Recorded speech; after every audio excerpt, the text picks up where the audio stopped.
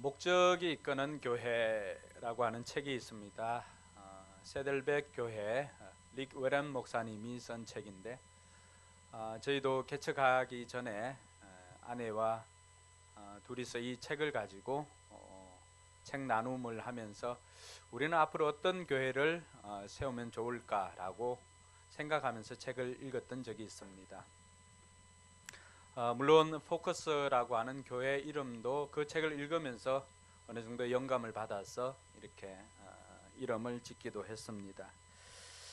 목적이 이끄는 교회를 쓰고 난 다음에 릭 웨런 목사님은 우리 성도들이 의미 있는 삶을 위해서 목적 선언문으로 목적이 이끄는 삶이라고 하는 책을 다시 썼습니다. 이 목적이 있는 삶은 40일 동안 하는 이제 캠페인 형식으로도 진행을 하기도 하고 여러 사람들이 그것을 통해서 은혜 받기도 하고 도전 받기도 했습니다. 목적이 이끄는 삶을 보면은 나는 왜 이 세상에 존재하는가라고 하는 질문으로 시작합니다. 나는 왜 이 세상에 존재하는가? 그러면서 5가지를 제시를 합니다. 우리는 하나님의 기쁨을 위해 계획되었습니다. 두 번째는 우리는 하나님의 가족으로 태어났습니다. 또 우리는 그리스도를 닮도록 창조되었습니다. 그리고 우리는 하나님을 섬기기 위해 지금의 모습으로 지음받았습니다. 우리는 사명을 위해 지음받았습니다.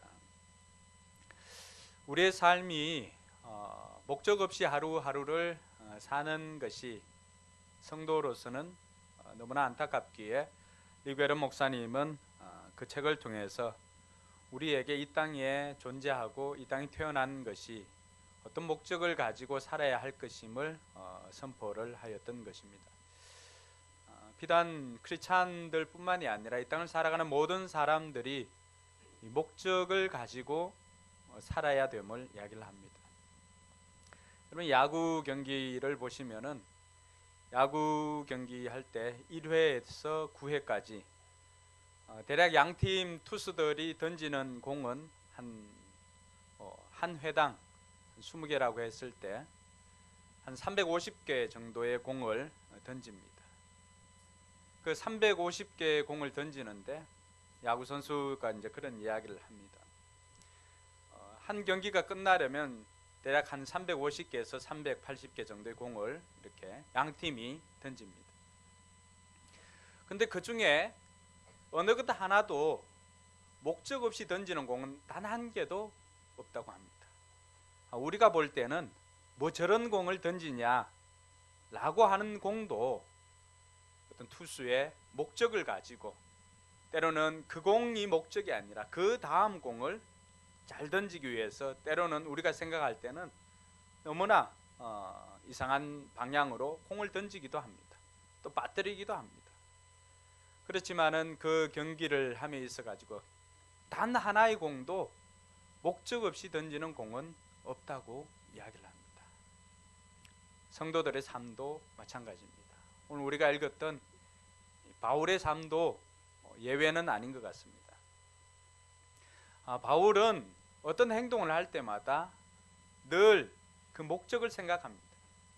사람들이 다 한다고 해서 같이 따라하거나 그렇게 하진 않았습니다.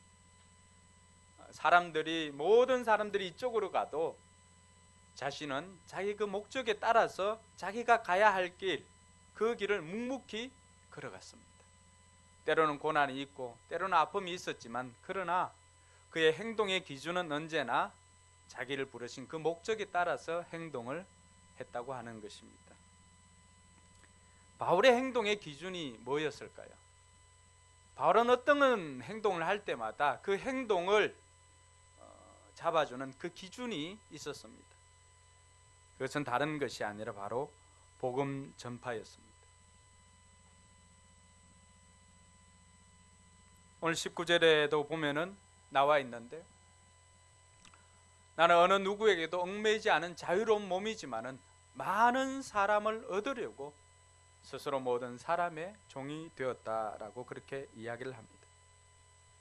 그리고 22절에도 보면은 내가 이렇게 하는 것은 다만 몇 사람이라도 구원하려고 이런 행동을 하느라고 설명을 하고 있습니다.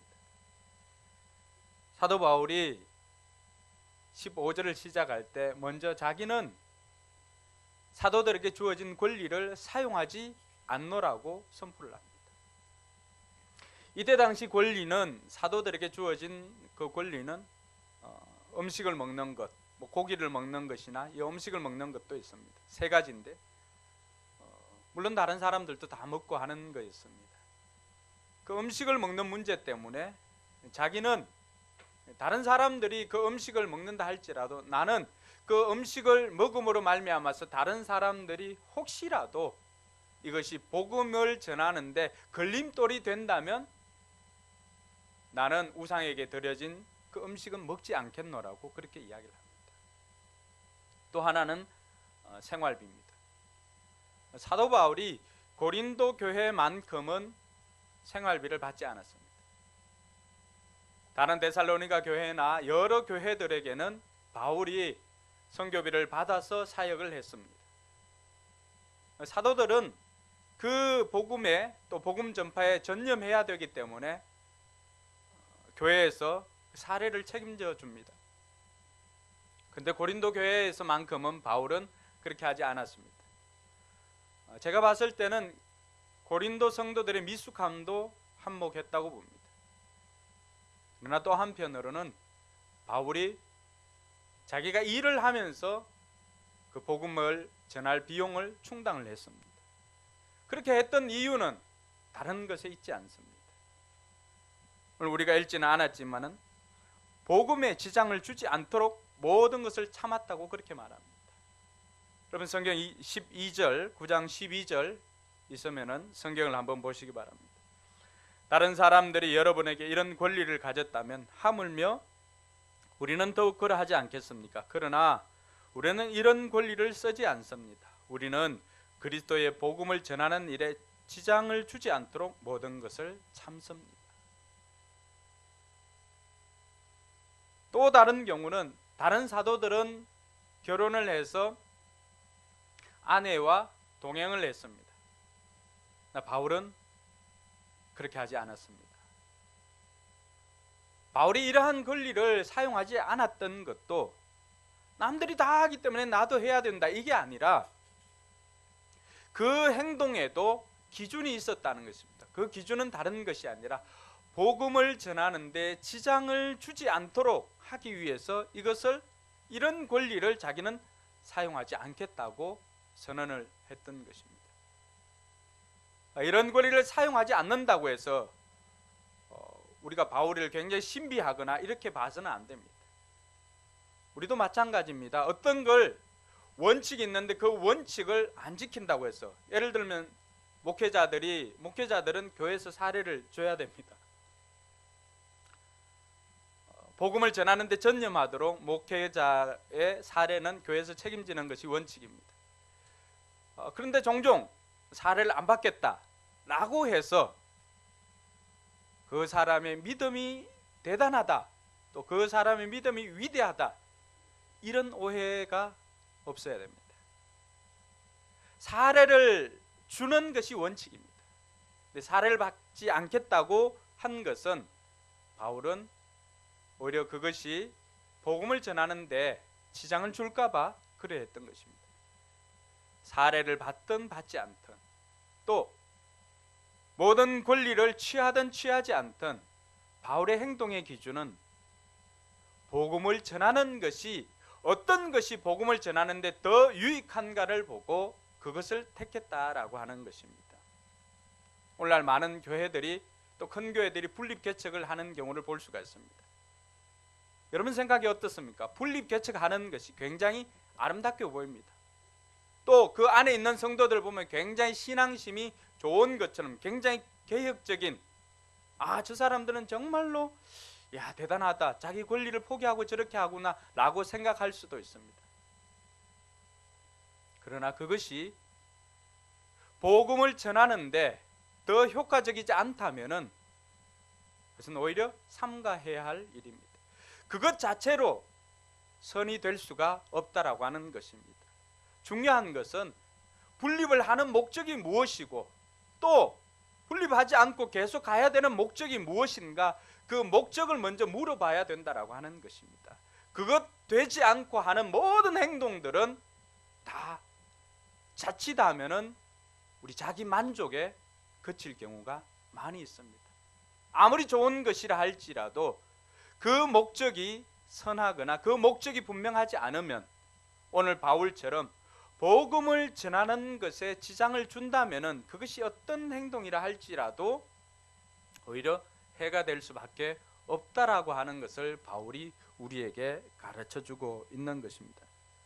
바울이 자신이 그래서 그 권리를 사용하지 않는 것을 자랑거리로 그렇게 생각을 했습니다.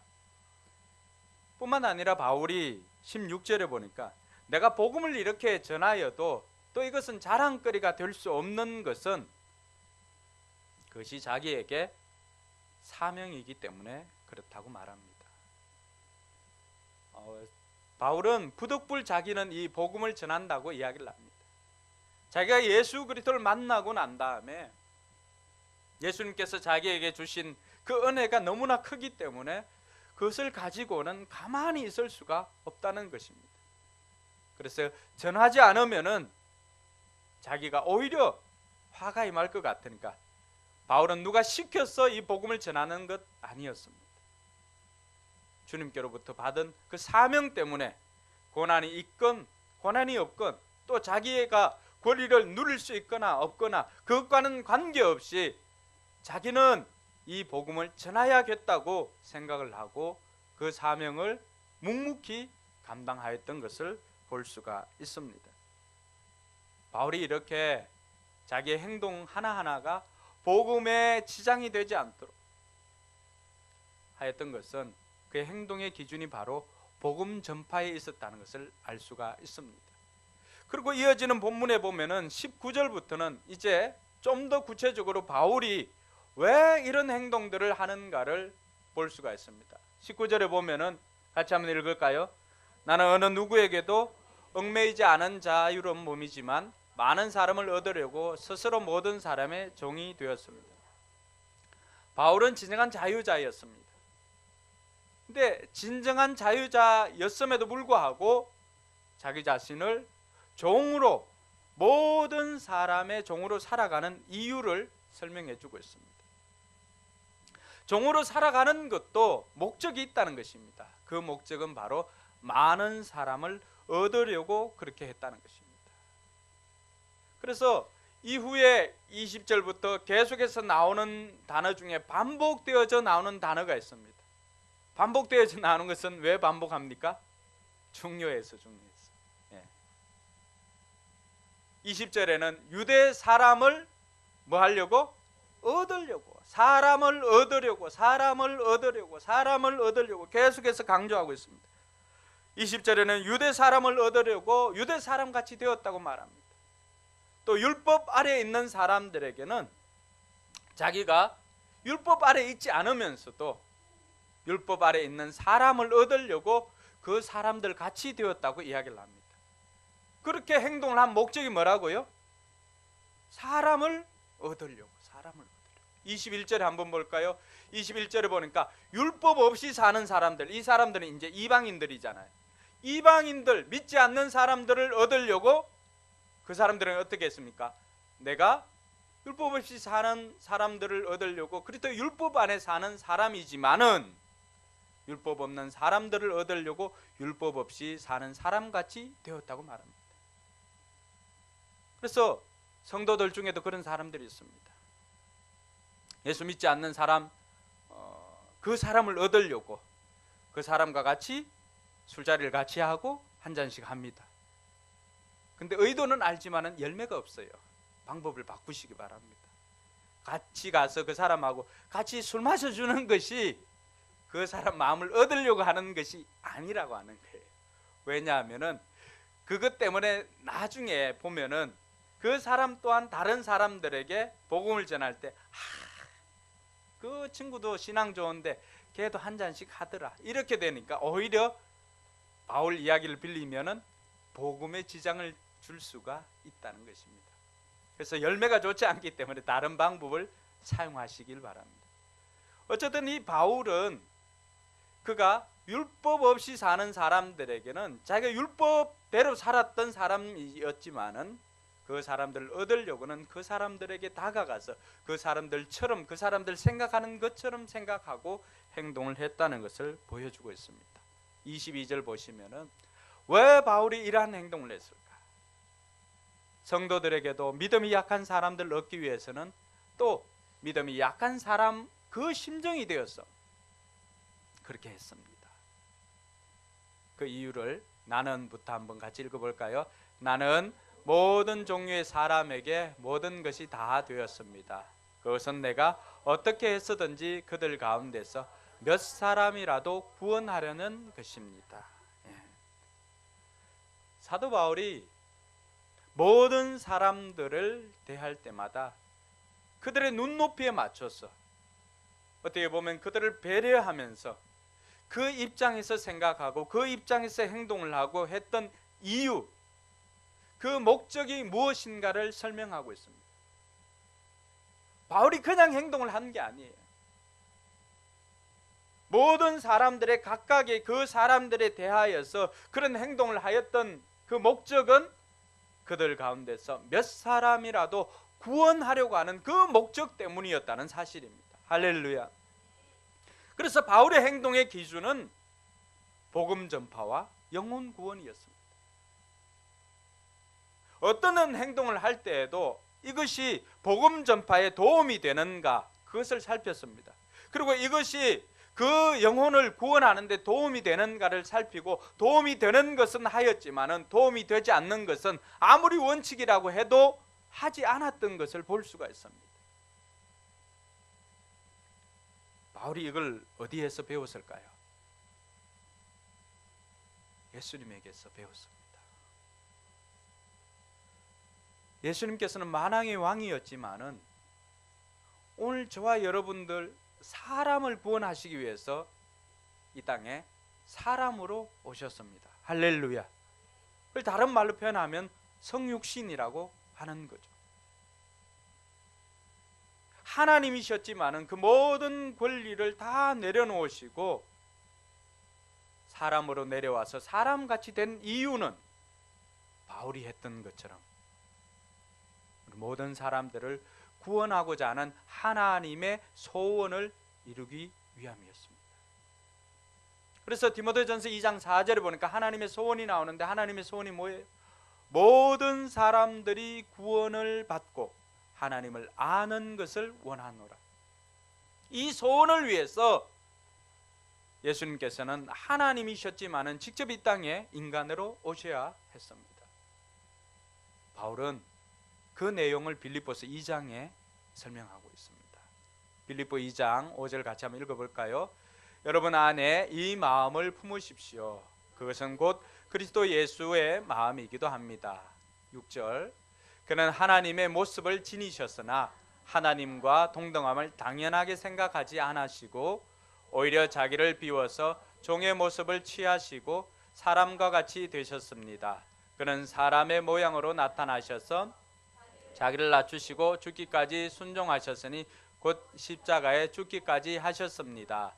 그러므로 하나님께서는 그를 지극히 높이시고 모든 이름 위에 뛰어난 이름을 그에게 주셨습니다. 할렐루야.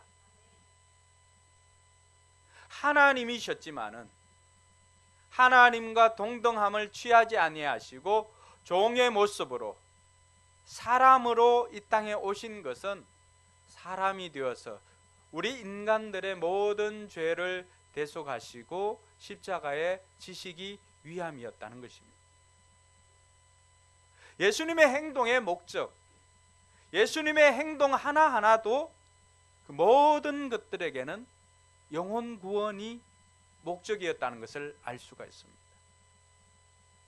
그래서 예수님께서는 어떤 동네를 가더라도 어떤 곳을 가더라도 그냥 가는 법이 없었습니다. 그래서 예수님이 가는 그 길에는 언제나 뭐가 있었던 것입니까? 구원의 역사가 있었던 것입니다. 할렐루야. 바울이 가는 곳에도 언제나 그곳에는 구원의 역사가 있었던 것처럼 저와 여러분들이 행동하고 가는 그곳에도 구원의 역사가 있기를 주님의 이름으로 축복합니다. 사마리아 땅을 지나갈 때도 바울은 다른 모든 유대 사람들은 그 사마리아 땅을 피해서 먼 곳으로 돌아갔습니다. 그러나 예수님은 어떻게 했습니까? 유대 남자들이 가지 않던 사마리아 땅을 직접적으로 들어갔습니다. 왜냐하면 유대 사람들은 사마리아 사람들을 거의 개처럼 취급했기 때문에 함부로 그렇게 가지 않습니다. 그러나 예수님께서 그곳에 간 목적은 무엇이었습니까? 거기에 인생의 갈증을 느끼고 갈급함으로 살아가는 한 여인을 구원하기 위함이었습니다. 남편을 5이나 바꿀 정도로 그 인생이 갈급한 인생이었습니다. 그 어떤 것으로도 만족함을 누리지 못한 인생이었습니다. 예수님께서는 그 우물가에서 인생의 갈급함을 해결할 수 있는 길이 영원한 생수 대신 예수 그리스도를 만남으로, 그리고 그 하나님 앞에 예배함으로 말미암아서 그 갈급함이 해결되어지는 것을 그 여인에게 가르쳐 주었습니다. 여인이 처음에는 유대 남자로 불렀습니다. 그 다음에는 선생으로 불렀습니다. 그 다음에는 예수님을 메시아라고 불렀습니다. 그리고 이 여인이 변화되니까 어떤 역사가 있었습니까?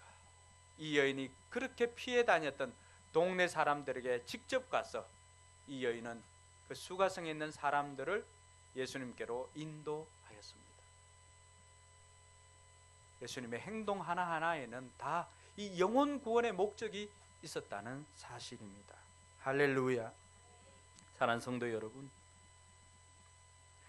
바울과 예수님의 행동에 이런 영혼 구원을 위해서 행동을 하였다면, 그 목적을 위해서 살았다면, 저와 여러분들이 이 땅을 살아갈 때 우리의 행동의 기준이나 우리의 삶의 목적이 무엇인가를 우리가 다시 한번 살펴보아야 할 것입니다.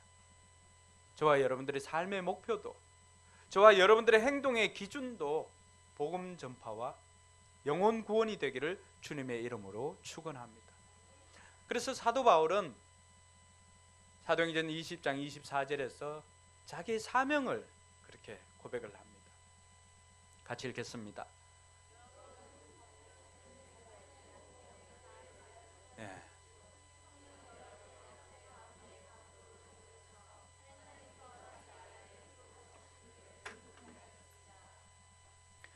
이 말씀은 한 번 더 확인해 보시기 바랍니다. 사도행전이 아닌 것 같은데 20장 24절은 나의 달려갈 길과 내가 나의 달려갈 길을 다 달리고 주 예수께 받은 사명 곧 하나님의 은혜의 복음을 증언하는 일을 마치려 하면은 나는 내 목숨이 조금도 아깝지 않습니다.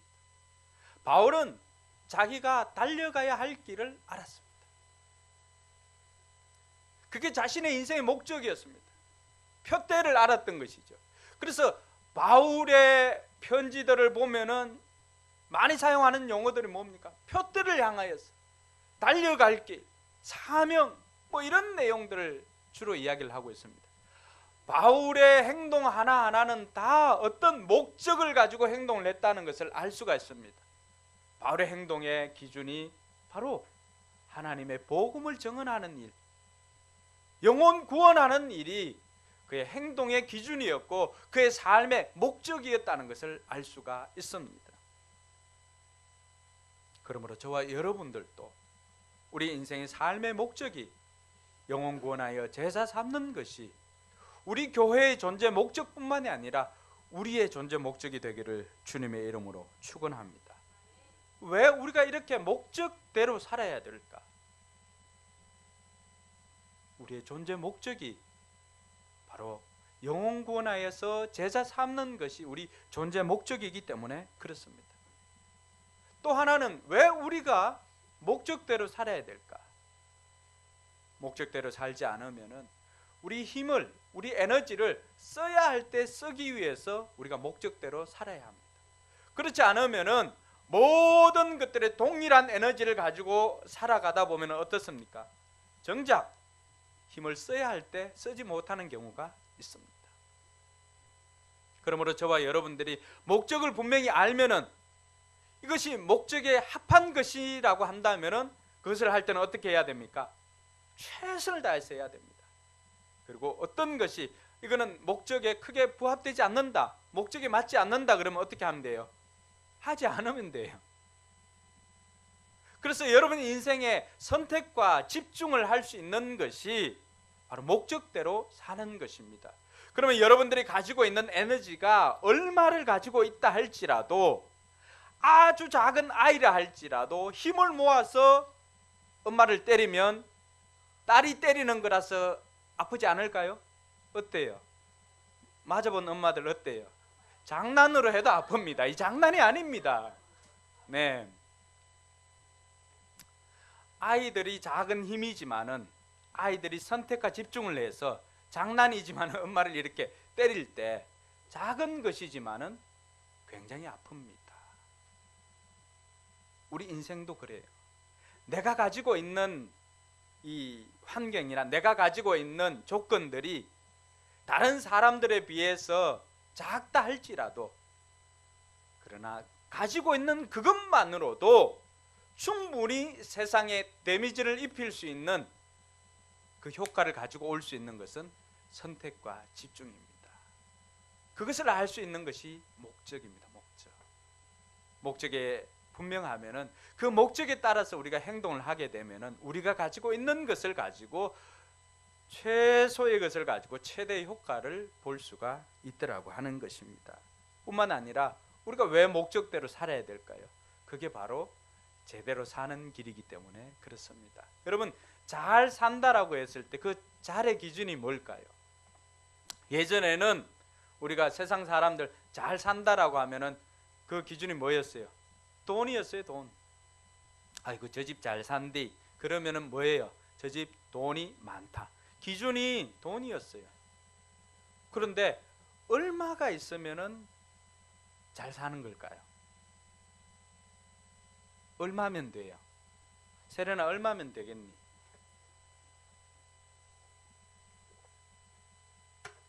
응? 얼마면 돼? 얼마면 기준이 굉장히 모호합니다. 우리가 이렇게 다녀보니까 1,000만 원도 우리에게 많은 돈이었어요. 그 잘의 기준이 없습니다. 그렇지만 우리가 목적을 분명히 알면, 목적에 맞는 행동을 하면은 어떤 거예요? 잘 살았다. 여러분의 인생이 돈이 목적이 아니잖아요. 돈이 목적이 아니기 때문에 여러분들의 삶을 돌아보고 여러분들의 삶을 평가할 때 돈이 많고 적음을 떠나서 여러분들의 인생의 목적이 영혼 구원하는 일이라고 한다면은, 그 일에 합한 행동을 했다면은 여러분들은 어떤 거예요? 잘 산 거예요. 그래서 우리 인생에 잘 살고 못 사는 것을 구별하기 위해서라도 우리가 이 목적대로 사는 것이 중요합니다. 여러분의 인생이 겨우 여러분들의 삶에 버킷리스트 하나씩 지워가는 것이 여러분의 인생의 목적입니까? 여러분의 삶이 저는 세상 사람들이 추구하는 그런 것에 머물지 않기를 바랍니다. 하나님께서 여러분들을 이 땅에 두신 목적이 겨우 여러분의 삶의 욕망에 그 버킷리스트 하나씩 지워가는 것이 목적이 아니라 이 우주 만물을 만드신 그 하나님의 동력자가 되어서 이 땅에 죽어가는 영혼들을 살리는데 여러분들이 쓰임받기를 주님의 이름으로 축원합니다. 그것이 하나님께서 우리를 이 땅에 보내신 목적입니다. 텔레비전으로 보이는 저 아프리카에서 먹을 것이 없어서 죽어가는 그 아이들, 또 나라의 전쟁으로 내전으로 인해서 부모를 잃고 고통받는 그 아이들을 보면서 여러분 어떤 마음이 드세요? 쟤들 도와줘야 되는데 쟤들 왜 저렇게 어렵게 살고 있나? 그러면서 때로는 우리는 어떻게 합니까? 내가 먹을 커피 한 잔 아껴서 그 아이들에게 성금을 보내기도 하고 이렇게 삽니다. 그런데 그런 아이와 같이 삶의 방향을 잃어버린 사람들이 우리 주변에 너무나 많이 있습니다.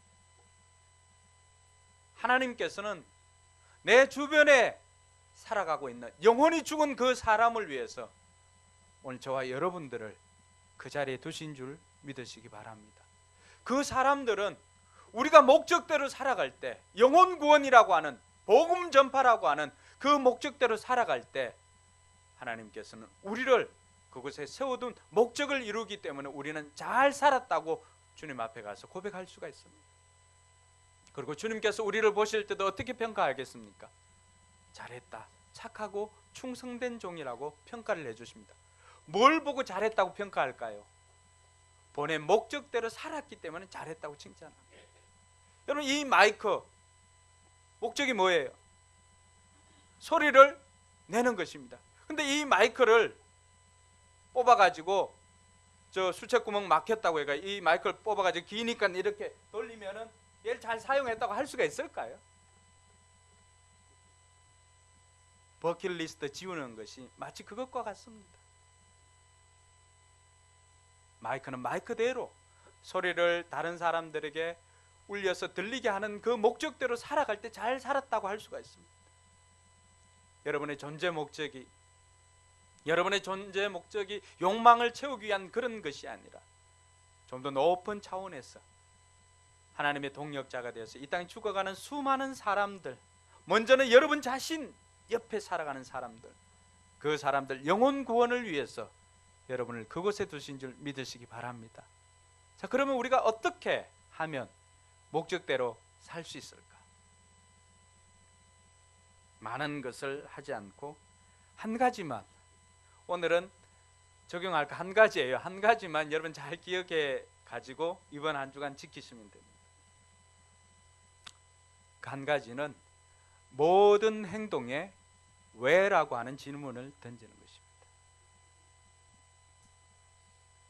따라합시다. 모든 행동에 왜라는 질문을 던져라. 네. 이번 한 주간은 그게 목적입니다. 그게 적용입니다. 왜라는 질문은 그 질문만으로도 내가 왜 이 행동을 해야 되는가, 이것이 목적이 맞는지 안 맞는지를 생각하게 해줍니다.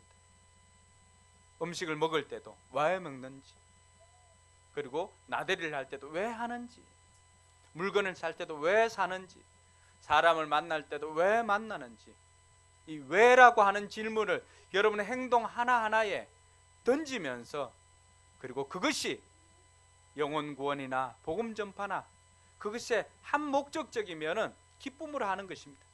그렇게 하고 난 다음에 다음 주일날 와서 이 자리에 예배 드리기 전에 여러분 딱 앉아 있어 하나님을 이렇게 배울 때 그런 마음이 얼마나 기쁠까요?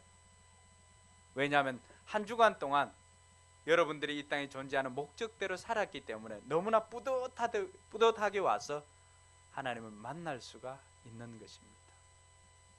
여러분, 때로는 우리가 하나님 앞에서도 칭찬받지만 이 왜라고 하는 질문 하나만 잘 던져도 여러분의 인생이 바뀌는 것을 경험하게 될 것입니다. 1950년대 당시 한국에 주둔하는 미 8군이 공개 입찰을 했습니다. 공개 입찰을 한 것은 유엔 묘지가 있는데 겨울에 유엔 묘지를 파랗게 잔디를 심는 것이었습니다. 근데 많은 사람들이 이 공개 입찰에 나왔습니다. 근데 도무지 이 겨울에 파란 잔디를 어디에서 구합니까? 그래서 한 사람, 두 사람씩 다 그 자리를 떠났습니다. 그때 30대 젊은 사업가가 이 미 8군 그 공개 입찰을 하는 그 자리에서 그분들의 질문을 던집니다. 그 질문은 왜 한겨울에 푸른 잔디를 깔려고 합니까? 뭐가 들어있어요? 왜가 들어있잖아요. 왜 한겨울에 푸른 잔디를 깔려고 합니까? 그제서야 그 미군 장교가 설명을 해줍니다. 그때 극비리의 방 하나는 아이젠하워 대통령이 이 유엔 묘지를 방문한다는 것이었습니다. 근데 유엔 묘지를 방문하는데 유엔 묘지가 겨울이라서 황량하게 이렇게 있으면은 보기 안 좋잖아요. 그래서 그것을 가리기 위해서 그렇게 한다고. 그래서 이 사람이 다시 질문을 던집니다. 그러면 굳이 잔디가 아니어도 색깔만 파라면 되겠네요. 그렇게 했습니다. 그리고 이 사람은 수십 트럭의 보리 새싹을 가지고 와서 그 묘지에 다 심었습니다. 이 사람의 그 아이디어와 추진력에 감탄해서 미 8군은 그에게 입찰 가격의 3배를 주었습니다. 그리고 미 8군에서 행하는 모든 사업들, 그 당시에 미군들의 힘이 얼마나 컸습니까? 미 8군들이 행하는 모든 사업에 이 건설회사를 오다를 주었습니다. 그 사람이 바로 정주영 회장입니다. 그 기지는 88 올림픽을 유치할 때도 마찬가지였습니다. 운동장마다 여러분 다 잔디를 심은 거 아닙니다. 거기에는 보리가 심겨져 있는 운동장도 있었다는 사실입니다. 그 30대 젊은 사업가, 그 현대건설이 오늘의 현대가 되는 것에는 그 젊은 회장의, 젊은 사장의 왜라고 하는 질문 때문이었습니다. 여러분의 인생을 바꿀 기회, 다른 것에 있지 않습니다. 이제 왜라고 하는 질문을 던짐으로 여러분 삶을 이번 한 주간도 시작해 보시기 바랍니다. 기도하겠습니다.